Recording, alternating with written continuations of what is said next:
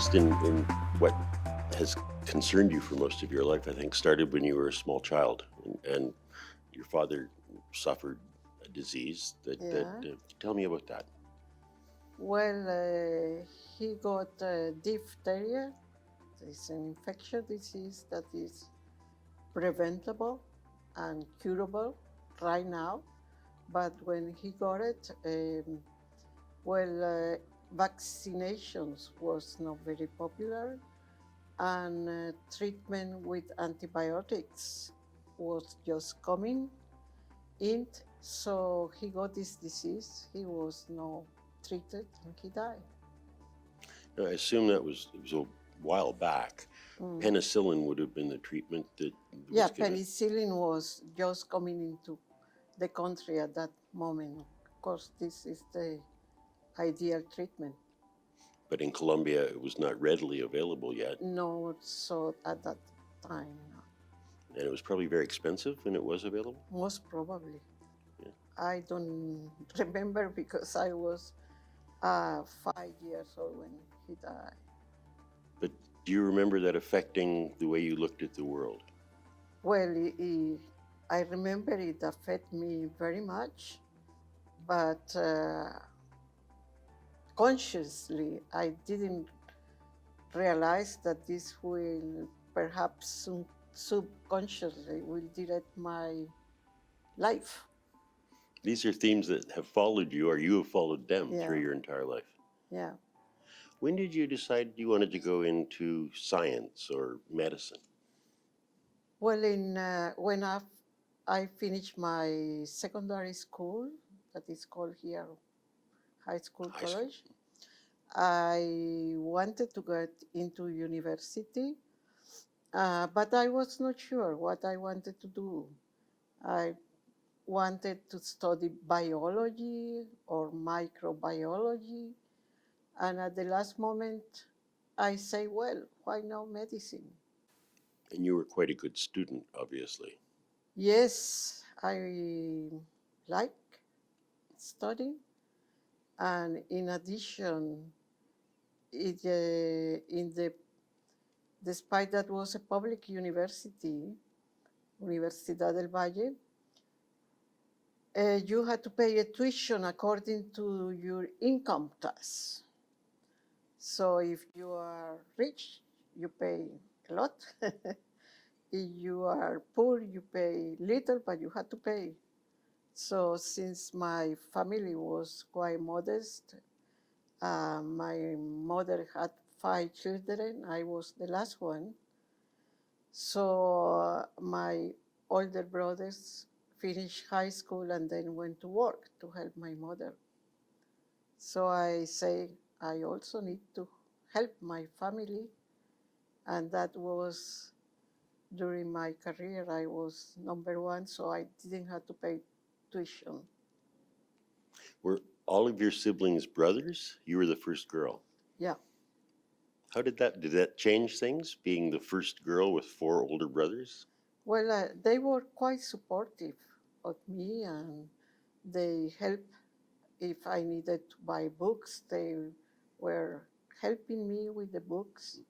So they were, I feel, proud of myself being in the university because they couldn't go to.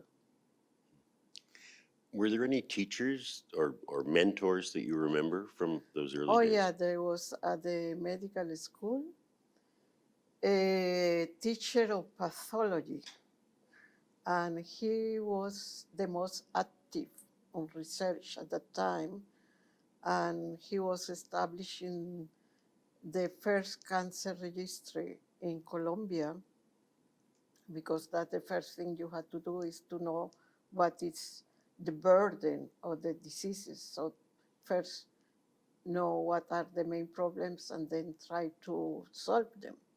So he established this first cancer registry that is population based, and right now is the best and the oldest registry in Latin America. So that was the first step for me to getting acquainted with research, because as a student I work also collecting data for the cancer registry. Now, your work has been really quite consistent in some ways. As you've been interested in cancer, you've been interested in bacteria, viruses that cause cancer, and finding something that can help a situation that is chronic. I mean, it's all over the world all the time now. That's been something that has pretty well been your energy throughout your entire career. Yeah, well, actually, when I did pathology, I told my professor, look, I really don't want to be a pathologist. I think that it gives me a very good vision of the disease and the microscopic aspects of disease and to understand well the mechanism. But I don't like to do routine diagnostics in the microscope. I use that as a way to do research, but I would like to do research that favors a lot of people. And he said, well, the best way to try to help people is politics. And I said, I don't want to be a politician.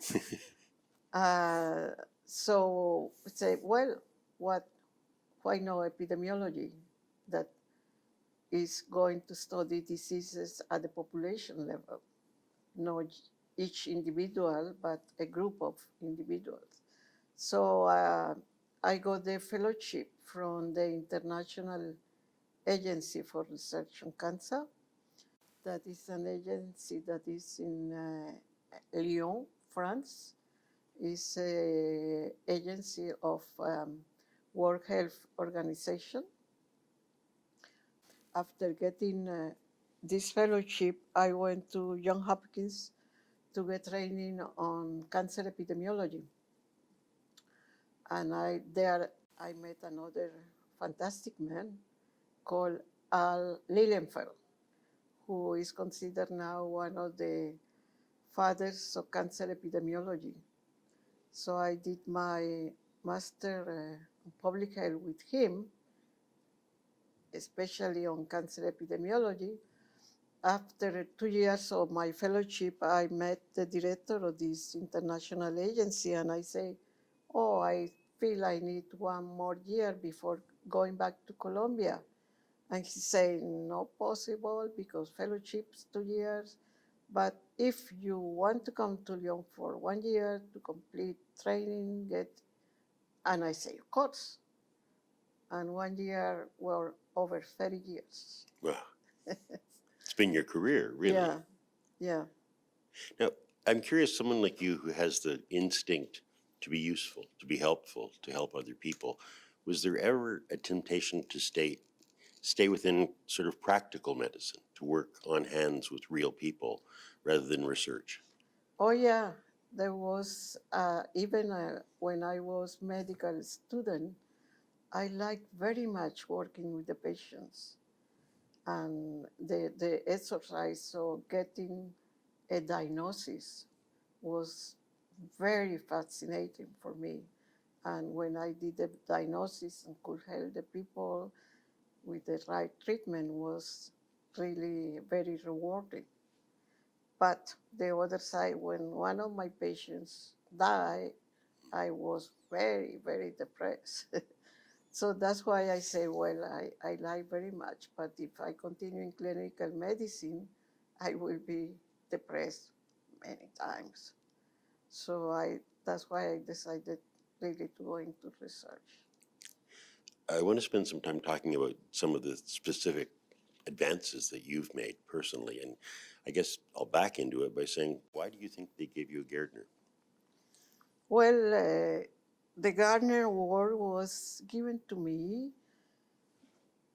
for my work on finding the main cause of cervical cancer. When I started working on cervical cancer, who is at that time was the #1 cancer in women, now is still #1 or #2 in most developing countries. We knew that probably was linked to transmitted agent, sexually transmitted agent. But we didn't know which agent, and there were many hypotheses. When I started working on this was herpes simplex type 2 or genital herpes. I did some epidemiologic work on that in Colombia and in other countries, and the epidemiological evidence was really not very convincing. So in the 70s, one of my colleagues from Brazil told me at that time, look, Nubia, here we had a lot of cervical cancer, cancer of the penis, cancer of the anus, but also a lot of genital warts that at that time we knew they were caused by human papillomavirus. But this was not a candidate for cervical cancer. So I said, well, it could be. And I went there to Recife in Brazil and did my first survey on tumors of the cervix, of the penis, of the anus, and also genital warts. I went there to interview people and then get samples of these tumors from cancer and from genital warts.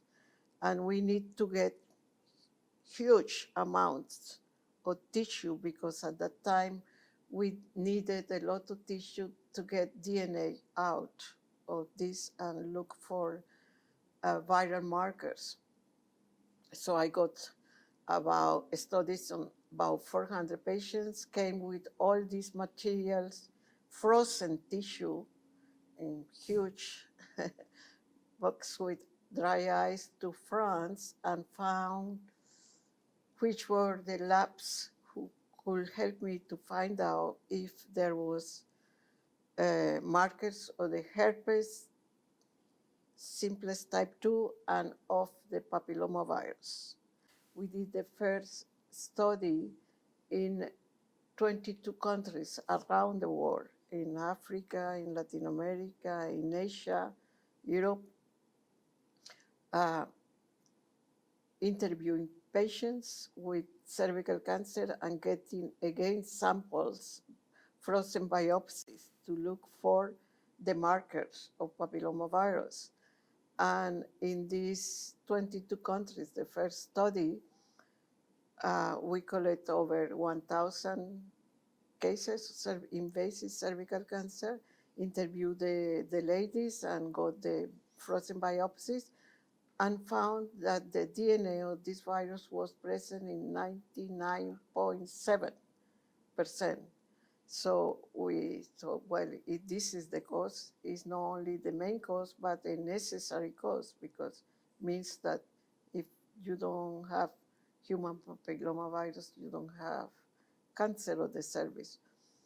But we wanted one of the strongest evidence from the epidemiological point of view is to see, well, this is present in cancer, but it's not in controls in women without cancer.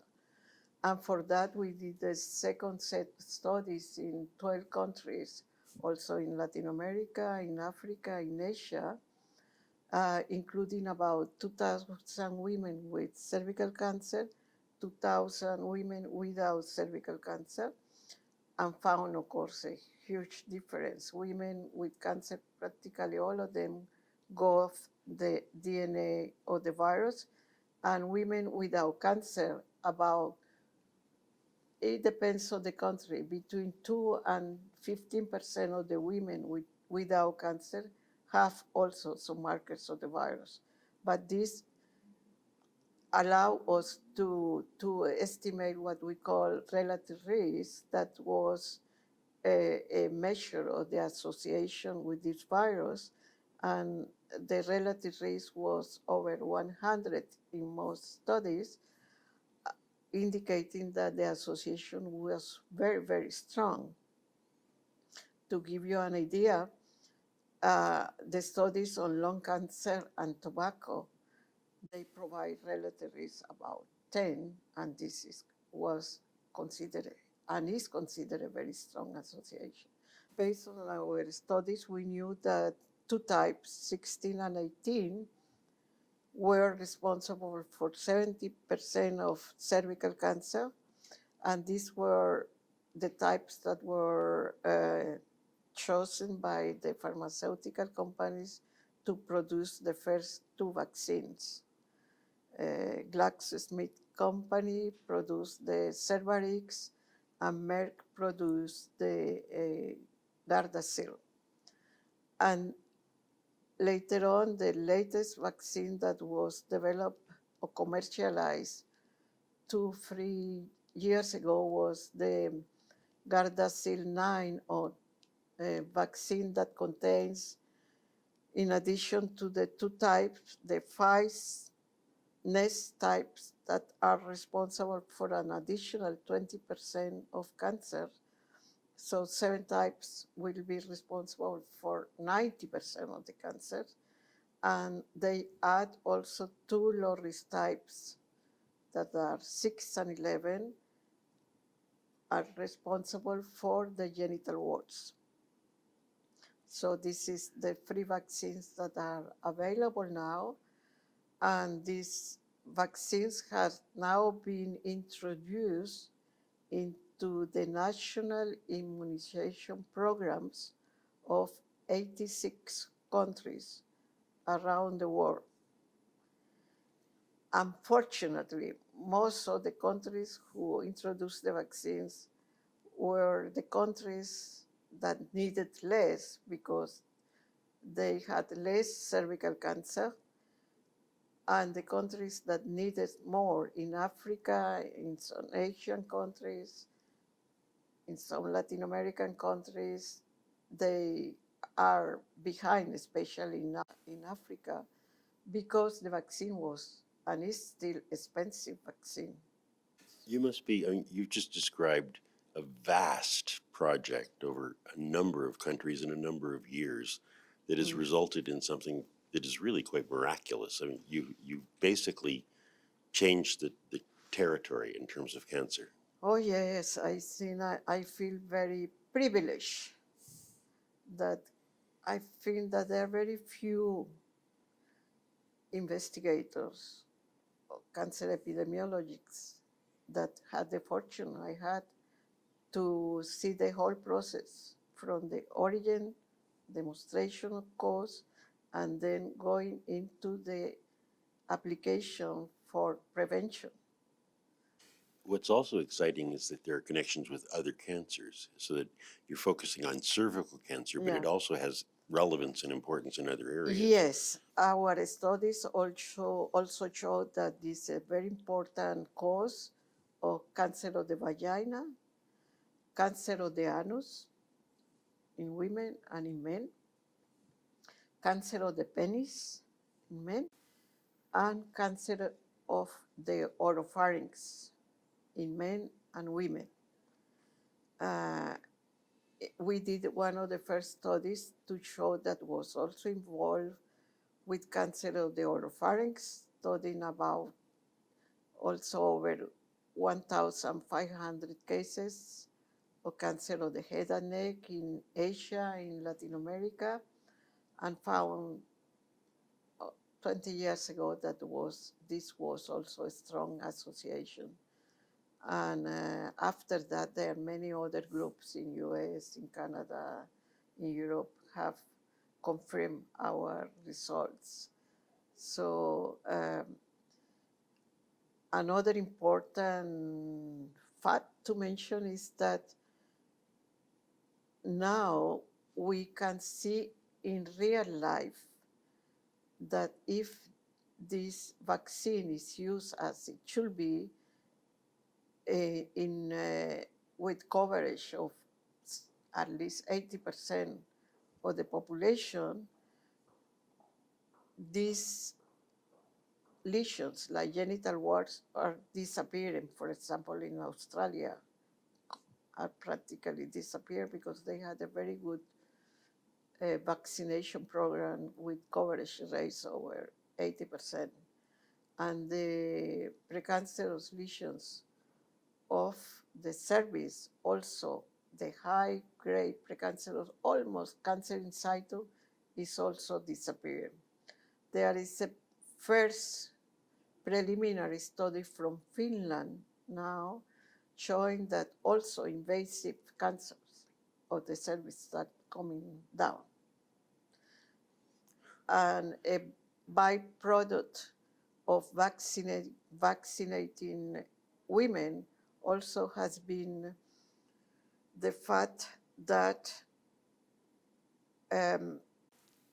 recurrent laryngeal papillomatosis, that is a disease that is frequent in children, in newborns and young children, is a disease that is benign, is papillomas in the larynx, that in general is acquired during delivery from women, from the mothers that got the virus.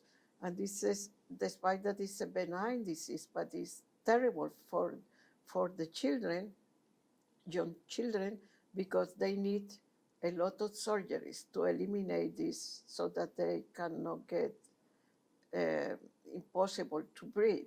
So some of these children could have 50 surgeries in a few years.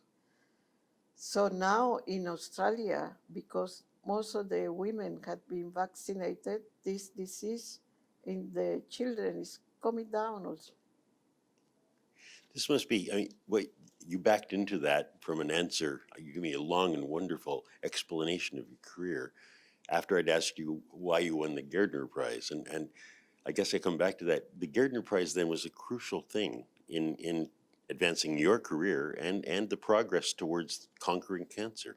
Of course, yeah, the Gairdner Prize was also a way to put all this research in the forefront and to call attention to the importance of these cancers linked to the virus and especially the prospects of prevention. And so it gave you a platform from which to spread the good word and also to tell people that this is something that we should be focusing on internationally. Yes, yes. When I got the Gairdner Award, the director of that program at that time was John Dirks. And that year, that was 2009, we went to Colombia to also spread the good news of the award, and we gave some conference there in the university. And in 2009, John Dirks also invited or fixed invitations for me in various universities in Canada, in Montreal, McGill, and University of Montreal, in Quebec, University of Laval. So I went there and I gave my scientific lectures to colleagues, but also was very important to talking to the high school students. And I found that very stimulating, that these high school students really were very motivated with the things I told them. And a few years later, I think it was 2014, I also was invited to come to Alberta, to Edmonton, to Calgary, and to Lethbridge. And I visit these universities there, participated in the scientific Gairdner Symposium, and again went to talk to the high school students, and very fantastic reception from them. Outreach is a really important part of your job. You feel like you have Yeah, to get yeah. out and spread the word. Yeah, yeah. How about outreach, particularly to women? Do you think it's important that more women should be following the path you took, with perhaps equal access to all of the opportunities you had? Yes, I think that we need that more women get into research. When I did medicine, we were 4 women among 30 students. Right now, the situation from that point of view has changed because there are as many women as men in the universities, even in Latin America, and here in developed countries also is the same or more women than men. But not that many go to very high up positions, so we still need to motivate and to break some barriers that are still present. Now, I know that you're here in Toronto now to participate in the adjudication process Yeah. for the award. What is that like? What do you do as an adjudicator deciding who's going to win? Well, it's very interesting process I've been during the last 3 years, and what we do is to review the applications of these very fantastic candidates from all over the world in various disciplines, and the award is oriented to congratulate people who had done research, good quality research that has had an important impact on the health of developing world. So, of course, this is very broad scope of research on infectious diseases, on nutrition, um, and I am very proud being the first Gairdner awardee for the global health. But now I hope that other women will follow my path. Talk a bit about the Global Health Award and why it's important, that it does concentrate on the two worlds, on the discrepancy between rich nations and poor nations. Why is that important? It's very important because it's also oriented to reward uh, discoveries that have make a great impact on the health of developing populations. So not many researchers in developing countries have the facilities and the infrastructure to do research on the way that is done in the high-income countries.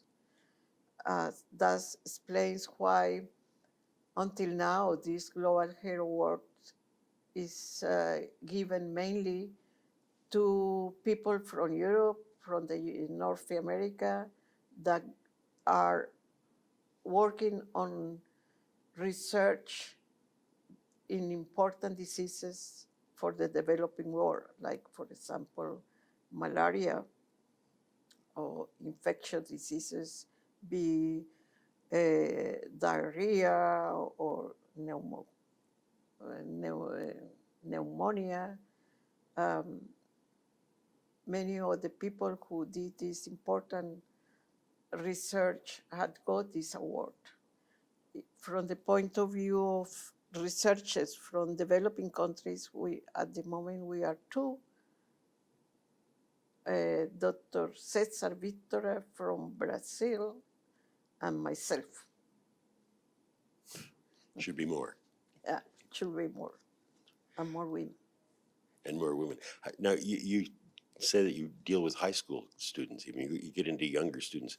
It's important, I think, to do that before they really have an established career path. I mean, you're telling them there are other options than what might be the normal accepted options. You can do many things. Yeah. How do you take that message to them? You are the message yourself, but Well, I say if you wish, you can do it. It's a matter of determination, motivation, and persistence. If you wish, you can. I've heard you quoted as saying that it's the desire to help people, the desire to have an impact on society, real society, rather than searching some perhaps academic or abstract goal in research. Yeah. You want to know that it's grounded. Yeah. And how do you maintain that belief and persistently follow it? Well, these awards, like the Global Health Gairdner Award will especially directed to that aim, to try to stimulate research that has a great impact in people, especially in the developing world.